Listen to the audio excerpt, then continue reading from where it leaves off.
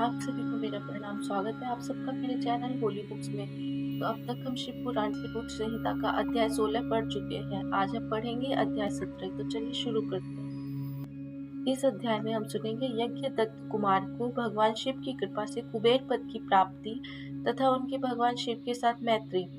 सूची कहते हैं, मुनीश्वरों, ब्रह्मा जी की यह बात सुनकर नारद जी ने विनय पूर्वक उन्हें प्रणाम किया और पुनः पूछा, भगवान भक्त वत्सल भगवान शंकर कैलाश पर्वत पर कब गए और महात्मा कुबेर के साथ उनकी मैत्री कब हुई? परिपूर्ण मंगल विग्रह महादेव जी ने वहां क्या किया? यह सब मुझे बताइए। इसे सुनने के लिए मेरे मन में बड़ा कौतूहल है। ब्रह्मा जी ने कहा, नारद सुनो, चंद्रमौली भगवान शंकर के चरित्र का वर्णन करता हूँ। वो कैसे कैलाश पर्वत पर गए और कुबेर की उनके साथ किस प्रकार मैत्री हुई, यह सब सुनाता हूँ। काम्पिल्य नगर में यज्ञदत्त नाम से प्रसिद्ध एक ब्राह्मण रहते थे जो बड़े सदाचारी थे।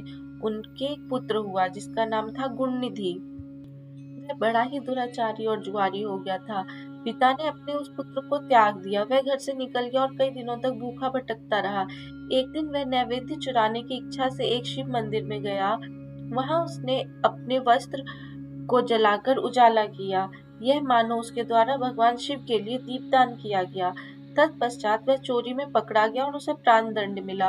अपने कुकर्मों के कारण वह यमदूतों द्वारा बांधा गया। इतने में ही भगवान शंकर के पार्षद वहां आ पहुंचे और उन्होंने उसे उनके बंधन से छुड़ा दिया। शिवगणों के संग उसका हृदय शुद्ध हो गया था। अतः वह उन्हीं के साथ तत्काल शिवलोक में चला गया। वहां सारे दिव्य भोगों का उपभोग तथा उमा महेश्वर का सेवन करके कालांतर में वह कलिंगराज इंदम का पुत्र हुआ। वहां उसका नाम था दम। वह निरंतर भगवान शिव की सेवा में लगा रहता था। बालक होने पर भी वह दूसरे बालकों के साथ शिव का भजन किया करता था। वह क्रमशः युवा अवस्था को प्राप्त हुआ और पिता के परलोक गमन के पश्चात राज सिंहासन पर बैठा। राजा दम बड़ी प्रसन्नता के साथ सब और शिव धर्मों का प्रचार करने लगे।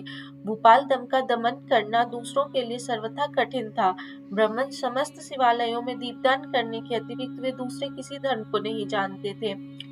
उन्होंने अपने राज्य में रहने वाले समस्त ग्रामाध्यक्षों को बुलाकर यह आज्ञा दे दी कि शिव मंदिर में दीपदान करना सबके लिए अनिवार्य होगा। जिस जिस ग्रामाध्यक्ष के गांव के पास जितने शिवालय होंगे वहां वहां बिना कोई विचार के सदा दीप जलना चाहिए। आजीवन इस धर्म का पालन करने के कारण राजा दमन ने बहुत बड़ी धर्म संपत्ति का संचय कर लिया। फिर वे काल धर्म के अधीन हो गए। दीपदान की वासना से युक्त होने के कारण उन्होंने शिवालयों में बहुत से दीप जलवाए और उसके फलस्वरूप जन्मांतर में वे रत्नमय दीपों की प्रभा के आश्रय हो अलकापुरी के स्वामी हुए। इस प्रकार भगवान शिव के लिए किया हुआ थोड़ा सा भी पूजा या आराधना समयानुसार महान फल देता है। ऐसा जानकर उत्तम सुख की इच्छा रखने वालों को शिव का भजन अवश्य करना चाहिए। वह दीक्षित का पुत्र जो सदा सब प्रकार के अधर्मों में ही रचा पचा रहता था, दैव योग से शिवालय में धन चुराने के लिए गया और उसने स्वार्थवश अपने कपड़े को ही दीपक की बत्ती बनाकर उसके प्रकाश से शिवलिंग के ऊपर का अंधेरा दूर कर दिया। इस सत्कर्म के फलस्वरूप वह कलिंग देश का राजा हुआ और धर्म में उसका अनुराग हो गया। फिर दीप की वासना का उदय होने से शिवालयों में दीप जलवाकर उसने यह दिक्पाल का पद पा लिया। मुनीश्वर, देखो तो सही, कहाँ उसका वह कर्म और कहाँ यह दिक्पाल की पदवी जिसका यह मानव धर्मा प्राणी इस समय यहाँ उपभोग कर रहा है। तात, यह तो उसके ऊपर शिव के संतुष्ट होने की बात बताई गई। अब एकचित होकर यह सुनो कि किस प्रकार सदा के लिए उसकी भगवान शिव के साथ मित्रता हो गई। मैं इस प्रसंग का तुमसे वर्णन करता हूँ। नारद, पहले के पंत कल्प की बात है। मुझ ब्रह्मा के मानस पुत्र पुलस्त्य विश्वा का जन्म हुआ और विश्वा के पुत्र वैष्णव यानी कुबेर हुए। उन्होंने पूर्व काल में अत्यंत उग्र तपस्या के द्वारा त्रिनेत्रधारी महादेव की आराधना करके विश्वकर्मा की बनाई हुई इस अलकापुरी का उपभोग किया। जब वह कल्प व्यतीत हो गया और मेघवाहन कल्प आरंभ हुआ, उस समय वह यज्ञदत्त का पुत्र जो प्रकाश का दान करने वाला था, कुबेर के रूप में अत्यंत दुस्सह तपस्या करने लगा। दीपदान मात्र से मिलने वाली शिव भक्ति के प्रभाव को जानकर वह शिव की चित प्रकाशिका काशी का पुरी में गया और अपने चित्त रूपी रथ में प्रदीपों से 11 रुद्रों को उद्बोधित करके अनन्य भक्ति एवं स्नेह से संपन्न हो वह तन्मयता पूर्वक शिव के ध्यान में मग्न हो निश्चल भाव से बैठ गया। जो शिव की एकता का महान पात्र है, तप रूपी अग्नि से बढ़ा हुआ है, काम क्रोध आदि महाविघ्न रूपी पतंगों के आघात से शून्य है, प्राण निरोध रूपी वायु शून्य स्थान में निश्चल भाव से प्रकाशित है, निर्मल दृष्टि के कारण स्वरूप भी निर्मल है तथा सद्भाव रूपी पुष्पों से जिसकी पूजा की गई है, ऐसे शिवलिंग की प्रतिष्ठा करके वह तब तक तपस्या में लगा रहा जब तक उसके शरीर में केवल अस्थि और चर्म मात्र ही अवशिष्ट नहीं रह गए। इस प्रकार उसने 10,000 वर्षों तक तपस्या की। उसके बाद विशाल लक्ष्मी पार्वती देवी के साथ भगवान विश्वनाथ कुबेर के पास आए। उन्होंने प्रसन्न चित्त से अलकापति की ओर देखा। वे शिवलिंग में मन को एकाग्र करके ठूठे काठ की भांति स्थिर भाव से बैठे थे। भगवान शिव ने उनसे कहा, अलकापति, मैं वर देने के लिए उद्यत हूँ, तुम अपना मनोरथ बताओ।